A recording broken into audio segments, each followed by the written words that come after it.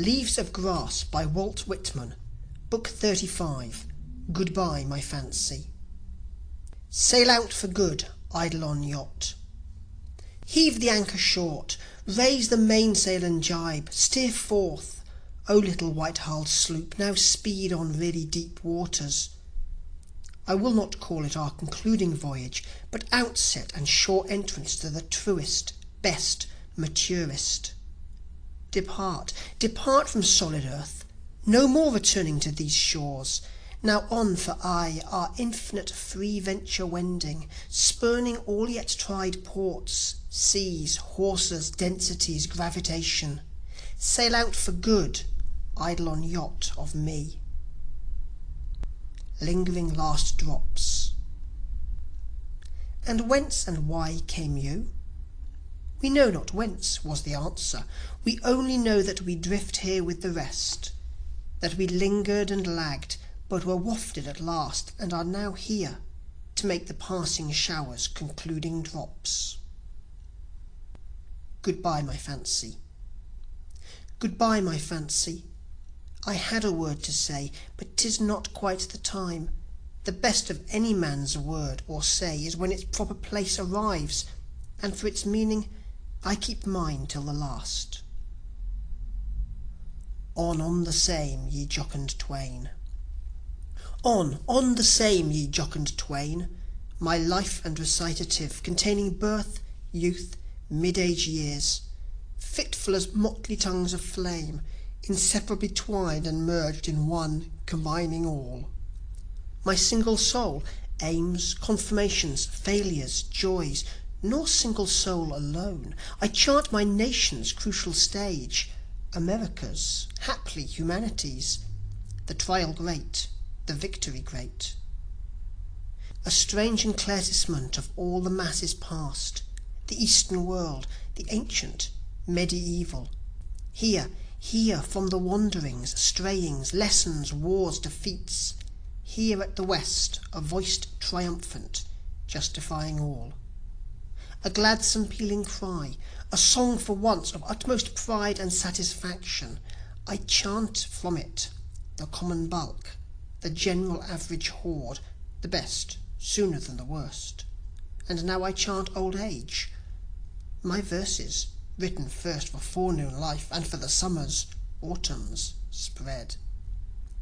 I pass to snow-white hairs the same, and give to pulses winter cooled the same, as here in careless trill I and my recitatives, with faith and love, wafting to other work, to unknown songs, conditions. On, ye jocund twain, continue on the same. My 71st year. After surmounting 70 with all their chances, changes, losses, sorrows, my parents' death, the vagaries of my life, the many tearing passions of me, the war of 63 and 4. As some old broken soldier after a long, hot, wearying march, or haply after battle, today at twilight, hobbling, answering company roll call, here, with vital voice, reporting yet, saluting yet, the officer over all. Apparitions. A vague mist hanging round half the pages. Sometimes how strange and clear to the soul that all of these solid things are indeed but apparitions, concepts, non-realities. The pallid wreath. Somehow I cannot let it go yet, funeral though it is. Let it remain back there on its nail suspended, with pink, blue, yellow all blanched, and the white now grey and ashy. One withered rose put years ago for thee, dear friend. But I do not forget thee. Hast thou then faded? Is the odour exhaled? Are the colours, vitalities dead? No, while memories subtly play, the past vivid as ever. For but last night I woke, and in that spectral ring saw thee, thy smile, eyes, face, calm, silent, loving as ever. So let the wreath hang still a while within my eye reach. It is not yet dead to me, nor even pallid. An ended day. The soothing sanity and blitheness of completion, the pomp and hurried contest glare and rush are done. Now triumph, transformation, jubilati. Old age's ship and crafty deaths. From east and west across the horizon's edge, two mighty mastful vessels sailors steal upon us. But we'll make race a time upon the seas, a battle contest yet. Bear lively there! Our joys of strife and daring do to the last. Put on the old ship all her power today. Crowd topsail, topgallant and royal studding sails. Out challenge and defiance, flags and flaunting pennants added, as we take to the open, take to the deepest, freest waters. To the pending year. Have I no weapon word for thee, some message brief and fierce? Have I fought out and done indeed the battle? Is there no shot left for all thy affections, lisps, scorns, manifold silliness? Nor for myself, my own rebellious self in thee? Down, down, proud gorge, though choking thee, thy bearded throat and high-born forehead to the gutter, crouch low thy neck to eleemosynary gifts. Shakespeare-Bacon's Cipher. I doubt it not. Then more, far more, in each old song bequeathed, in every noble page or text, different, something unrecked before, some unsuspected author.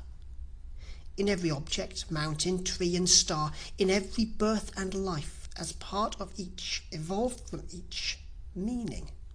Behind the ostent, a mystic cipher waits enfolded. Long, long hence. After a long, long course, hundreds of years, denials, accumulations, roused love and joy and thought, hopes, wishes, aspirations, ponderings, victories, myriads of readers, coating, compassing, covering, after ages and ages incrustations, then only may these songs reach fruition. Bravo, Paris Exposition. Add to your show, before you close it, France, with all the rest, visible, concrete, temples, towers, goods, machines and oars, our sentiment wafted from many million heart-throbs, ethereal but solid. We grandsons and great-grandsons do not forget your grandsires. From 50 nations and nebulous nations, compacted, sent overseas today, America's applause, love, memories, and goodwill. Interpolation sounds. Over and through the burial chant, organ and solemn service, sermon, bending priests, to me come interpolation sounds not in the show, plainly to me, crowding up the aisle and from the window. Of sudden battles, hurry and harsh noises, war's grim game to sight and ear in earnest. The scout called up and forward, the general mounted and his aides around him. The new brought word, the instantaneous order issued, the rifle crack, the cannon thud, the rushing forth of men from their tents, the clank of cavalry, the strange celerity of forming ranks, the slender bugle's note, the sound of horses' hooves departing, saddles, arms, accoutrements. To the sunset breeze. Whispering, something again unseen. Where late this heated day thou enterest at my window door, thou, laving, tempering all, cool freshing, gently vitalizing, me, old, alone, sick, weak down, melted, worn with sweat, thou, nestling, folding close and firm yet soft, companion better than talk, book, art. Thou hast, O nature, elements, utterance to my heart beyond the rest, and this is of them. So sweet thy primitive taste to breathe within, thy soothing fingers, my face and hands. Thou messenger, magical strange bringer to body and spirit of me, distances balked, occult medicines penetrating me from head to foot. I feel the sky, the prairies vast. I feel the mighty northern lakes. I feel the ocean and the forest. Somehow I feel the globe itself swift swimming in space. Thou blown from lips so loved, now gone, haply, from endless store, God sent. For thou art spiritual, godly, most of all known to my sense. Minister to speak to me, here and now, what word was never told and cannot tell. Art thou not universal concrete distillation, laws, all astronomy's last refinement? Hast thou no soul? Can I not know, identify thee? Old Chants.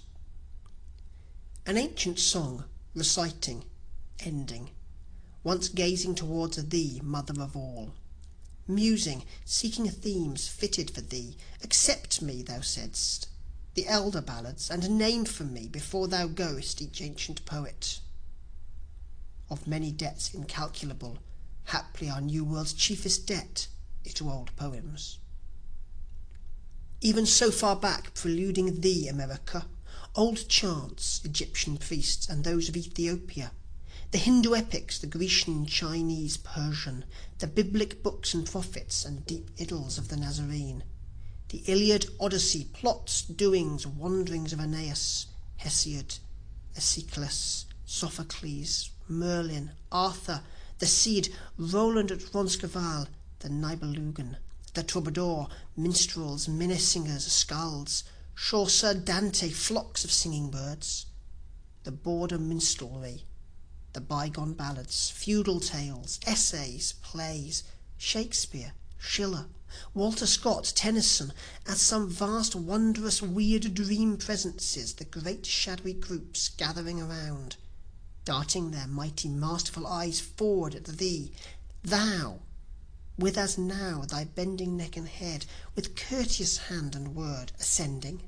thou, pausing a moment, drooping thine eyes upon them, blent with their music, well pleased, accepting all, curiously prepared for by them, thou enterest at thy entrance porch.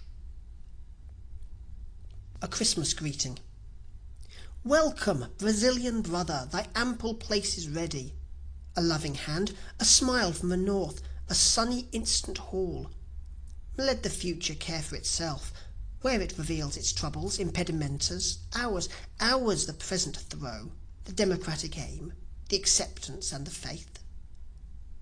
To thee today our reaching arm, our turning neck, to thee from us the expectant eye, thou cluster free, thou brilliant lustrous one, thou learning well the true lesson of a nation's light in the sky, more shining than the cross, more than the crown, the height to be superb humanity.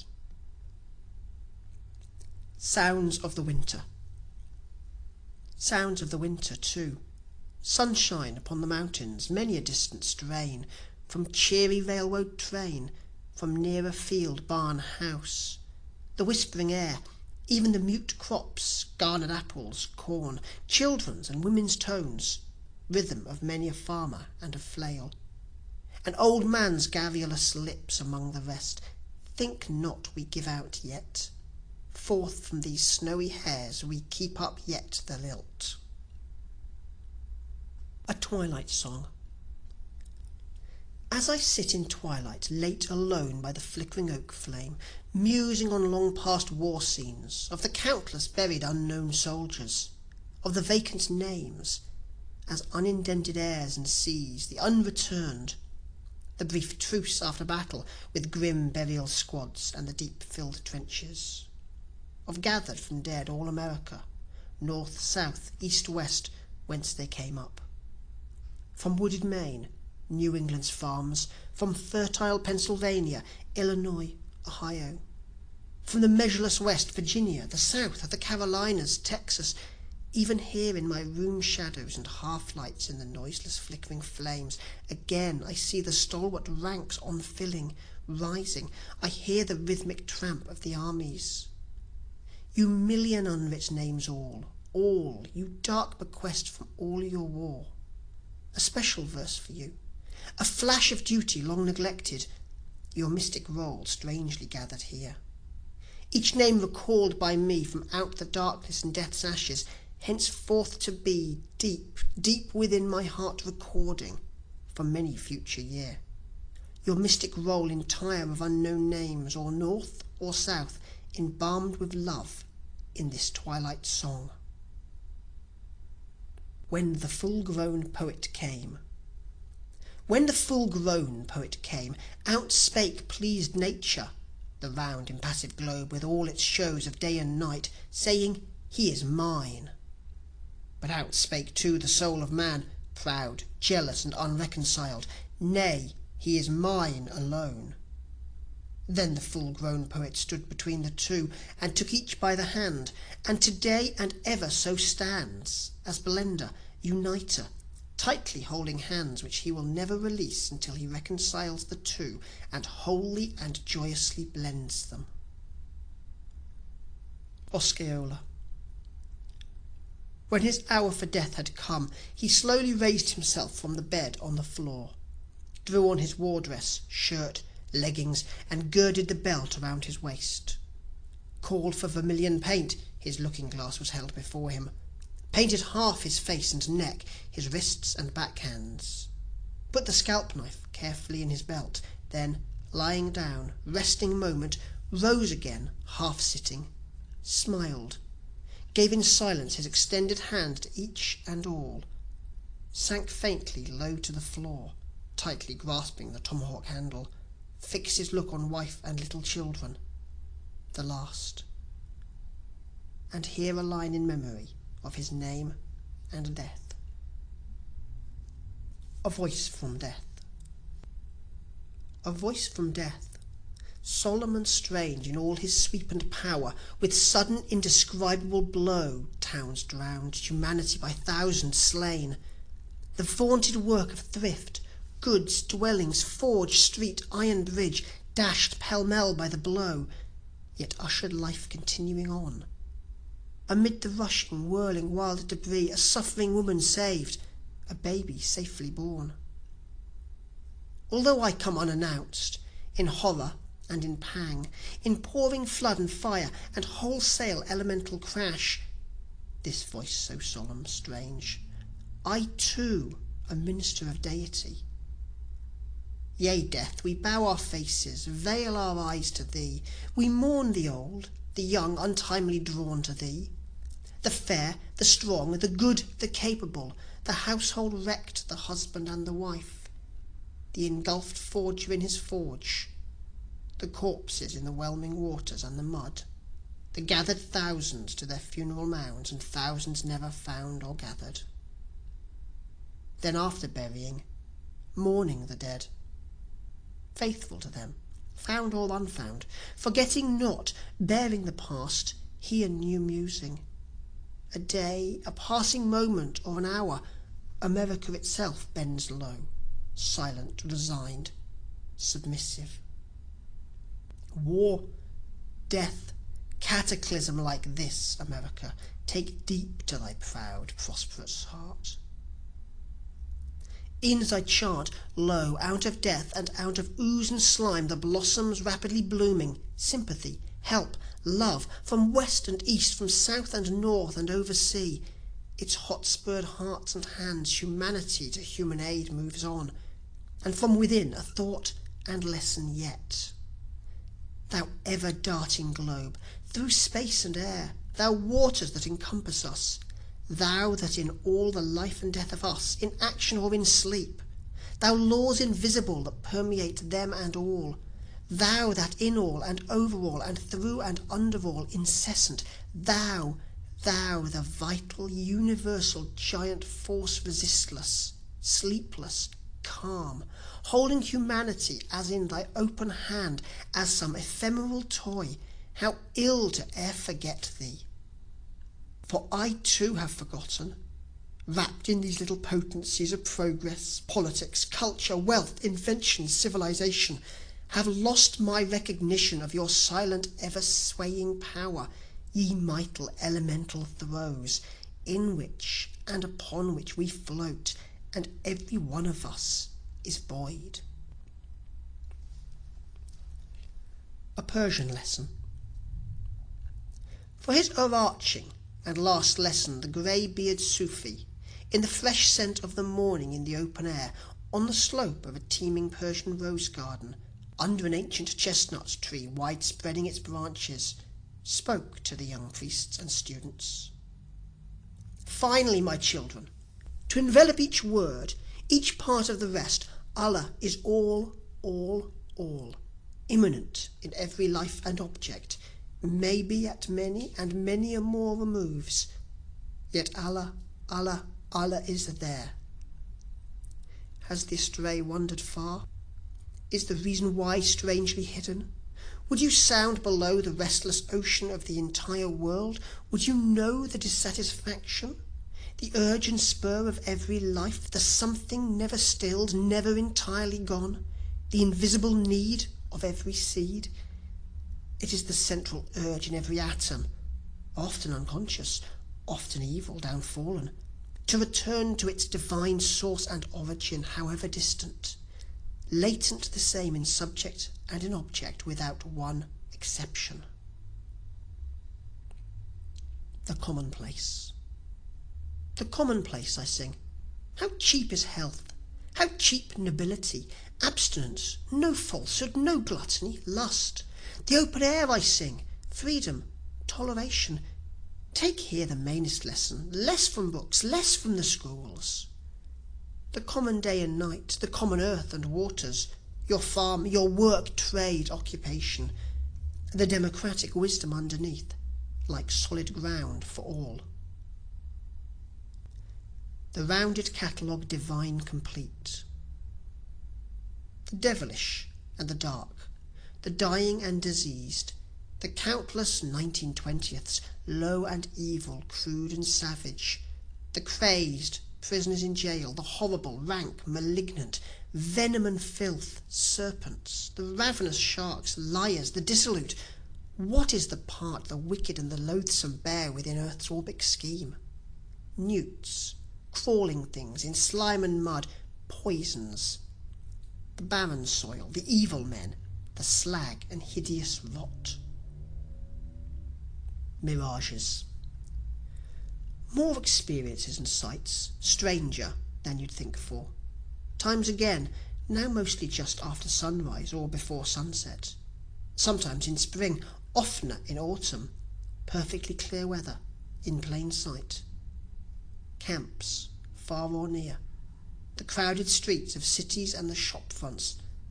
Account for it or not, credit or not, it is all true, and my mate there could tell you the like. We have often confabbed about it. People and scenes, animals, trees, colours and lines, plain as could be, farms and dooryards of home, paths bordered with box, lilacs in corners, weddings in churches, Thanksgiving dinners, returns of long absent sons, glum funerals, the crape-veiled mother and daughters, trials in courts, jury and judge, the accused in the box, contestants, battles, crowds, bridges, wharves, now and then marked faces of sorrow or joy. I could pick them out this moment if I saw them again, showed to me, just to the right in the sky edge, or plainly there to the left on the hilltops. L of G's purport. Not to exclude or demarcate, or pick out evils from their formidable masses, even to expose them, but add, fuse, complete, extend, and celebrate the immortal and the good. Haughty this song, its words and scope, to span vast realms of space and time, evolution of the cumulative, growths and generations. Begun in ripened youth and steadily pursued, wandering, peering, dallying with all, war, peace, day and night absorbing. Never even for one brief hour abandoning my task, I end it here, in sickness, poverty and old age. I sing of life, yet mind me well of death.